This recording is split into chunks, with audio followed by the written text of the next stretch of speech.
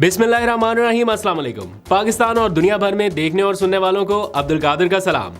आज पाकिस्तान में ज़िमनी धांधली थी। जी हाँ, 8 फरवरी को जनरल धांधली थी, आज ज़िमनी धांधली थी, जिसके सरकारी और गैर सरकारी नताइज के आने का सिलसिला जारी है। क्योंकि अब इसे इलेक्शन का नाम तो दिया नहीं जा सकता, ये जो कुछ हो रहा है इसको इलेक्शन तो कह नहीं सकते, इसलिए ज़िमनी धांधली कर लें या जनरल धांधली कर लें, होनी एट द एंड यही सारा कुछ है। और इस वक्त जो लेटेस्ट एट द मोमेंट जो सिचुएशन है ग्राउंड के ऊपर, वो मैं आपको बता देता हूँ कि क्या हो रहा है। एक तरफ एहतजाज की कॉल दी जा रही है, पीटीआई की लीडरशिप सड़कों के ऊपर है, आगे पुलिस है, पीटीआई के लोग फॉर्म 47 के पीछे पीछे थे, अब कोई और ही कहानी खुल गई, अब तो जनाब फॉर्म 45 भी मैनेज हो गया। तो ये सारा कुछ इस वक्त हो रहा है। एट द मोमेंट करंट जो पाकिस्तान तहरीक इंसाफ के कैंप में क्या चल रहा है, कुछ लोगों से बात हुई है, पूरी जो पार्टी की लीडरशिप है, for example chairman PTI barrister Gohar, opposition leader जो कौमी असम्बली में है उमर अयूब, फिर सेनेट में जो अपोजिशन लीडर है शिबली फराज, ये सारे खड़े हैं रिटर्निंग अफसरान के दफ्तर जाने के लिए, लेकिन कोई जाने नहीं दे रहा। मतलब आप अंदाज़ा करें कि ये ओहदे कोई मामूली ओहदे नहीं हैं, बड़े ओहदे हैं, इनके पास अच्छे खासे मतलब अथॉरिटी इनकी है, लेकिन इनको कोई रिटर्निंग अफसर के दफ्तर तक नहीं रसाई दे रहा। और इस टाइम जो सुबह से लेके अब तक के जो विजुअल्स हैं, पहले ज़रा उनके ऊपर बात कर लेते हैं, फिर करंट सिचुएशन में आपको बता देता हूँ कि आज जब लोग पोलिंग स्टेशंस पे पहुँचे हैं तो वो ये कहते हुए बाहर निकले कि हमें यहाँ पे क्यों बुलाया। मतलब उनको समझ नहीं आ रही कि अगर उनकी आंखों के सामने आगे ठप्पे लग रहे हैं और अमला खुद ठप्पे लगा रहा है, तो वो ये पूछने पे हक बजानिब है कि फिर हमें क्यों बुलाया। अभी मैं ट्वीट्स कुछ देख रहा था, कुछ लोग ये बड़ी सेंसिबल बात कर रहे हैं कि अगर आपने इलेक्शन को रिग ही करना है या अपनी मर्जी का नताइज लेना है, तो फिर इलेक्शन कराने की क्या ज़रूरत है, फिर ये फॉर्मेलिटी ही क्यों, फिर किसको दिखाना है कि जनाब ये इलेक्शन हुए, जब जिनको दिखाना है आवाम को, उनको भी पता है कि जनाब उनके साथ क्या हो रहा है।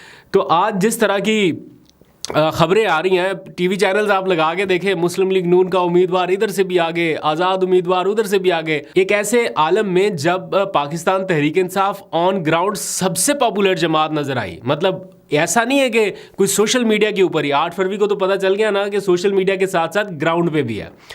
तो हमने 2 दिन पहले के जो मनाजर देखे जगह जगह पे, जहाँ पे भी है, मुस्लिम लीग नून के या जो मुखालिफ सियासी जमातें, उनके तो उम्मीदवार कैंपेन ही नहीं ठीक से कर रहे थे। अपने लोग उनके कह रहे थे कि ऐसे कैंपेन होनी है, ऐसे इलेक्शन जीतना है, ये तो पार्टी की आदत संजीदा ही नहीं है। और दूसरी तरफ पीटीआई की जो लीडरशिप थी, उन्होंने समहाउ मैनेज किया और अच्छा खासा क्राउड निकाला और आवाम उनके साथ नज़र आए। लेकिन आज जब आवाम पहुंची है पोलिंग स्टेशंस पर, तो उनके सामने जो कुछ होता नज़र आया वो बड़ा अलार्मिंग था। अलार्मिंग क्या, इसका अंदाज़ा तो था, उसके प्रिकॉशनरी मेजर्स भी लिए जा रहे थे कि फॉर्म 45 जनाब हमने इस तरह से करना है, फॉर्म 47 लिए बगैर घर नहीं आना, और दिस एंड दैट। उन्होंने अगलों ने पहले से ही फॉर्म 45 जो है वो दस्तखत कराने शुरू कर दिए। मतलब आप अंदाज़ा करें कि वो फॉर्म 45 जो रिज़ल्ट कंपाइल होने के बाद जिसके ऊपर दस्तखत होते हैं कि जनाब ये फाइनल रिजल्ट है, ये अब आप लें, इसके ऊपर हमने दस्तखत कर दिया, वो दिन 12 बजे साइन हो रहे हैं। है कोई इसका मतलब कोई जस्टिफिकेशन, कोई लॉजिक? फिर पता चल रहा है जनाब इलेक्शन कमीशन ने इसके ऊपर नोटिस ले लिया है, आज कोई जा रही हैं दरखास्तें इलेक्शन कमीशन में, इसके ऊपर भी नोटिस हो रहा है, उसके ऊपर भी नोटिस हो रहा है। बट ये माहौल तो एक तरह से क्रिएट हो गया ना, सिग्नल बंद, मोबाइल बंद, आगे पीछे पुलिस की नफरी है, रिटर्निंग अफसर के दफ्तर तक एक्सेस नहीं है उन लोगों की भी जिनका वहाँ पे होना ज़रूरी है। मतलब उम्मीदवार नहीं जा पा रहा, कारकुनान नहीं जा पा रहे, तो रास्ते जो है वो जाने वाले और आने वाले सारे सील। तो ये सारा कुछ किस लिए? फिर गुजरात में जो कुछ हो रहा है, मतलब जो वोटों का फ़र्क है, मतलब परवेज़ लाई कुछ 4000 वोटों के ऊपर और उनके जो मुखालिफ हैं वो को 25,000 की लीड के ऊपर। एक ऐसे माहौल में जब पूरी हवाई वोटों के एतबार से पीटीआई के लिए है, ऐसे आलम में इतना बड़ा फ़र्क, और ये फ़र्क कैसे आया, कैसे, उसकी भी वीडियोस नज़र आई। अगर आपने कई बार वोट डाला होगा, आपको पता है कि अगर आप वोट यूँ तय लगा के डालते हैं तो वो फोल्डेड पर्चियाँ ही बैलेट बॉक्स में आपको ऊपर तले नज़र आती हैं। लेकिन कभी कोई आपने देखा है कि पूरी की पूरी कॉपी जो है वो पड़ी हुई है बैलेट बॉक्स के अंदर, ऑलरेडी फिल्ड, स्टफ़ की हुई तो ये जो चीज़ है, और ये बिल्कुल नज़र आ रही है लोगों को कि जनाब ये तो वोट पहले से ही अंदर पड़े हुए हैं, मतलब प्रॉपर एक पूरी कॉपी अगर अंदर पड़ी हो तो वो ऐसे तो नहीं हो सकता कि किसी ने पूरी कॉपी वोटों की डाली हो, तो जाहिर बात है पहले से स्टफ किया गया ये सारा कुछ। तो इसके ऊपर कैसे नोटिस होना है, हर जगह पर ये जो लीड दिखाई जा रही है। और फिर आपने देखा एक जो प्रिजाइडिंग अफसर थे उन्होंने तो मीडिया के ऊपर आके एतराफ़ कर लिया। वो रिपोर्टर ने उनसे पूछा, उन्होंने कहा जी मैं मजबूर हूँ, मैं क्या कर सकता हूँ। उन्होंने कहा बताएं, आपने अल्लाह को जवाब देना। तो उसने पूरी कहानी बता दी कि क्या हो रहा है यहाँ पे। और उसके बाद फिर अभी लेटेस्ट कोई खबर आ रही थी कि उसका इंटरव्यू करने वाले जो रिपोर्टर हैं 92 के, उनको शायद पुलिस ने अरेस्ट भी कर लिया। तो इस किस्म के हालात के दौरान ये इलेक्शन हो रहा है। फिर जो लेटेस्ट अपडेट्स आ रही हैं पीटीआई के सर्कल से कि वो कोई एहतजाज की कॉल दे रहे हैं। अभी पता चला कि लाहौर में एहतजाज की कॉल दी गई है।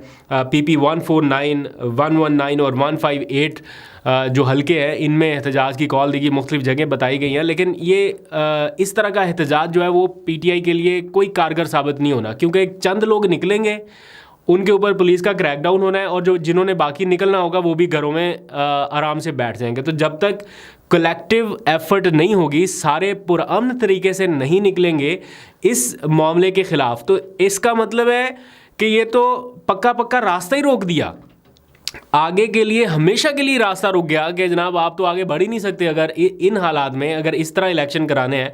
आज फ़र्ज़ करें ये मौजूदा जो चीफ़ इलेक्शन कमिश्नर है इनकी मुद्दत ख़त्म हो जाए, अगला चीफ़ इलेक्शन कमिश्नर ये मिल के लगा ले, कोई भी लगा ले, अपनी पार्टी का कोई बंदा लगा ले, अब इनको किसने रोकना है। तो दैट मीन्स कि वो जनाब अगर वहाँ से डिसाइड हो जाए कि हमने नोटिस नहीं लेना और रिटर्निंग अफसरान के थ्रू जैसे भी इलेक्शन हो उनको मान लिया जाएगा, तो दैट मीन्स कि ये तो 30 साल हुकूमत कर लें, बेशक 35 साल कर लें, तो इस तरह तो नहीं हो सकता। तो मेरा अपना ज़ाती पॉइंट ऑफ व्यू ये है कि जितना मैस्ड अप ये सिचुएशन अब दिखाई दे रही है, जितना मैस्ड अप हो गया, अब अगला जो भी जनरल इलेक्शन होगा कम अज़ कम वो इन हालात में या ऐसे तो नहीं हो सकता। मतलब किसी सूरत अगला कोई भी जनरल इलेक्शन होगा वो इन पैरामीटर्स के तहत तो नहीं हो सकता। जब भी होगा ये सारे तरीके, ये सारा कुछ जो है इसको पहले ख़त्म करना पड़ेगा, रिफॉर्म्स करनी पड़ेंगी, रिफॉर्म्स लानी पड़ेंगी, वरना ये तो भूल जाएंगे आप हर बार इस तरह का इलेक्शन कराएंगे। अब नहीं होने लगा ये, जितना आपने सारे चोर दरवाजे खोल दिए हैं ना, तो अब ये इतना फ्लड गेट आपने खोल दिया है कि अब इसको बंद किए बगैर अगला इलेक्शन मुमकिन ही नहीं है। तो ये सिचुएशन है इस वक्त की। तो अभी पता चल रहा है कि इलेक्शन कमीशन नोटिस ले रहा है, कहीं पे कोई पोलिंग स्टाफ जो है वो अगवा हो रहा है, कहीं पे प्रिजाइडिंग अफसर वक्त से पहले फॉर्म साइन करा रहे हैं। तो इस सारे मामले पर क्या चीफ जस्टिस ऑफ पाकिस्तान भी कोई नोटिस लेंगे? अवाम इस टाइम यकीनन ये क्वेश्चन कर रही होगी। तो जनरल इलेक्शन के ऊपर अगर नहीं लिया गया अभी तक, वो दरखास्तें पीटीआई की पेंडिंग पड़ी हैं, तो जनरल इलेक्शन कह दिया, सॉरी जनरल धांधली के ऊपर अगर नहीं लिया गया कोई नोटिस, तो ये ज़िमनी धांधली के ऊपर कैसे लिया जाएगा? मुझे तो नहीं लगता। खैर अगर कुछ लोगों को होप है तो लेट्स सी, देख लेते हैं, शायद कि तेरे दिल में उतर जाए हमारी बात, ऐसे करके कुछ है ना, तो देखते हैं। अच्छा, इस हवाले से एक बड़ी इंपॉर्टेंट बात है जिसको शायद डिस्कस करने की ज़रूरत है, मैं इसको डिग आउट करूँगा। अभी मैंने व्लॉग से थोड़ी देर पहले ही सहाफ़ी साकिब बशीर साहब का एक ट्वीट देखा और उसमें बड़ी तशवीशनाक बात उन्होंने पॉइंट आउट किया। वो कह रहे हैं कि इमरान खान का जो ख़त है जो उन्होंने चीफ़ जस्टिस को लिखा, ये 2 दिन पहले जब मुलाकात हुई उनसे बैरिस्टर गौहर वगैरह की या वकला की, तो उसमें डिसाइड हुआ कि ये ख़त लिखना है और इमरान खान ने उनको डिक्टेट कराया कि ये पॉइंट्स लिखने हैं। उसमें एक पॉइंट जो था वो छोड़ दिया गया, जो इमरान खान ने डिक्टेट कराया वो पॉइंट छोड़ दिया गया। वो पॉइंट क्या था? सहाफ़ी साकिब बशीर के ज़राए के मुताबिक कि इमरान खान साहब ने ये भी कहा था कि चीफ़ जस्टिस जो है वो अपनी मुद्दत मुलाजमत में तोसी ना लें या उसकी हमायत ना करें एक तरह से, क्योंकि ये फिर मामला उन्होंने कोई लफ्ज़ लिखे हैं कि मतलब ये बेहतर चीज़ नहीं होगी।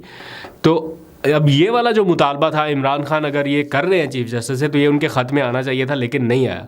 तो इसके ऊपर भी आईब्रोज रेज हो रही हैं कि फिर ये लास्ट मोमेंट पे किसने एक्सक्लूड कर दिया? क्या इमरान खान साहब ने ही कहा कि ठीक है इसको रहने दें, अगर उन्होंने डिक्टेट कराया उनकी मर्ज़ी से एक्सक्लूड हुआ, या अपने तौर पर पार्टी ने कर दिया? तो इसके ऊपर भी बात हो रही है। फिर थोड़ी सी बात कराची की, मतलब माहौल तो जैसे तैसे है, मायूसी आ जाती है ये मौजूदा हालात की वजह से, लेकिन फिर भी रफ्ता रफ्ता पीटीआई का काफ़िला निकल रहा है आवाम में। तो जनाब आज सारे पहुंचे हुए कराची में, शेर अफजल मरवत साहब और उनके हमनवा मतलब कि उनके साथी जो है, तो आज कोई कराची में उन्होंने पावर शो करना था, कोई जलसा करना था, लेकिन इंसाफ हाउस के बाहर आगे पीछे फिर पुलिस। तो वो बेचारे क्या करें, किधर जाए किधर निकले। तो फिर फाइनली उन्होंने सोचा कि निकलेंगे तो सड़कों के ऊपर निकलेंगे, मतलब जलसा नहीं होगा तो हर सड़क के ऊपर जलसा होगा जहाँ जहाँ से वो जाएंगे। तो फिर इस टाइम कराची की जो सड़कें हैं वहाँ पर कुछ मनाजर देखने में आए हैं कि रैलियाँ निकल रही हैं। पहले एक जगह पे जलसा होना था, फिर अब तो पूरी जगह पे जहाँ जहाँ से रैली गुजर रही है वहाँ पर ये सारी सिचुएशन हो रही है। तो साथ साथ पीटीआई पूरी एफर्ट कर रही है कि उनके लिए ब्रीदिंग स्पेस उनको मिले, पब्लिक में जा रही है, अपना पुरअमन तरीके से जो कुछ भी कर रहे हैं। लेकिन मेरा ख्याल है लिमिट्स जो हैं वो अब क्रॉस होती दिखाई दे रही हैं कि मतलब यहाँ इससे आगे नहीं होना चाहिए कि अवाम अगर कोई फ़ैसला कर दे उसकी आप नफ़ी कर दें या उसको आप ओवरटर्न कर दें, चंद लोग मिलें, धांधली करें, इधर से बैलेट बॉक्स स्टफ़ करें और ख़त्म केस। और वो लोग जिनको 3-3, 4-4 हज़ार वोट भी ना पड़े, उनको फिर एट दी एंड जब हम असम्बलियों में देखेंगे या ये जीत के आए हुए हैं और वो फिर हमें भाषण भी देंगे, वजारतें भी लेंगे और वो फिर हम पे हुकूमत भी करेंगे, तो ये कैसे बर्दाश्त किया जा सकता है ये सारा मामला? या कैसे चुप करके रहा जा सकता है कि जनाब ये सारा कुछ हो? चलो किसी हद तक होता था, 19-20 का फ़र्क होता था, कुछ चंद वोट आगे पीछे हो गए। ये तो अब ऐसा फ्लड गेट खुला हुआ है कि जनाब कोई हिसाब किताब ही नहीं है। पूरी की पूरी जनाब वो कॉपियाँ जो है वो डाली गई हैं बैलेट बॉक्स में पहले से ही। तो देखते हैं इसके ऊपर क्या होता है। बहरहाल अभी तक के तो एविडेंस ऐसे ही आ रहे हैं, आपको अपडेट करेंगे। अभी तक के लिए इतने, अपना बहुत सा ख्याल रखिए। अल्लाह हाफ़िज़।